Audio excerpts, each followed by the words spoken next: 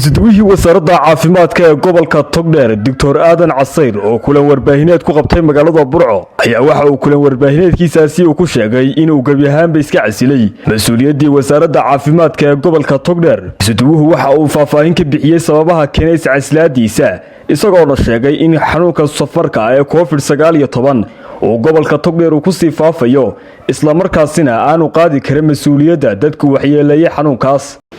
waxaan iska casilay xilkii aan u hayay wasaaradda horumarinta caafimaadka ee gobolka Togdheer mar haddaan ahay isuduwaha caafimaadka ee gobolka Togdheer wax allaale ama qof kasta oo xanuunsanaya ama qof kasta oo dhintay waxa mas'uuliyaddeeda waxay saaran tahay waaniga mas'uuliyadaasu ay noqoto mas'uuliyad ay noqoto aan ilaahay raali gelinayn oo aniga laftayda damiir ahaanna aanay raali gelinayn waxaan jeclaaday inaan xilka aan iska casilo waxyaalo badan ayaana keentay runtii COVID-19 waynu ognahay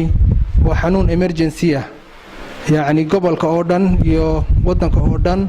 runtii waa inuu ku jira xaalad emergency ah oo degdeg ah oo la xidho goobihii la iskugu imanayay oo dhan iyo jaamacadihii waxbarashadii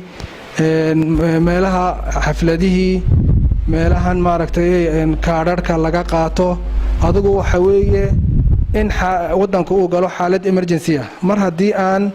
xaaladda emergency ahi aanay waddanka ka muuqan waxaan jeclaaday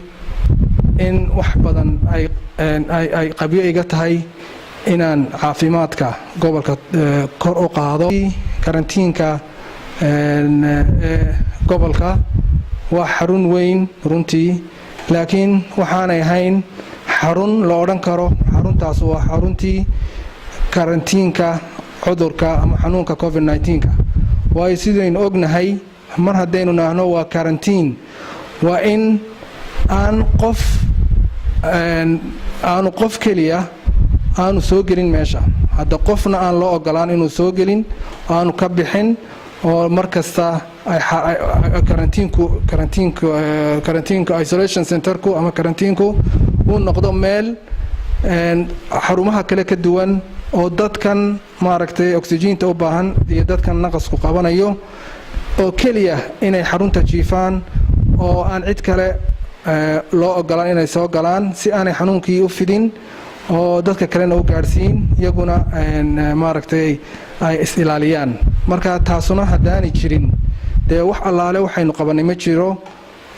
oo aynu dadka u qabannay taasna ilaahay baa maaragtay inala xisaabaya marka mar haddii aanan taana fulin karayn dee waxaan filayaa in aanan ilaahay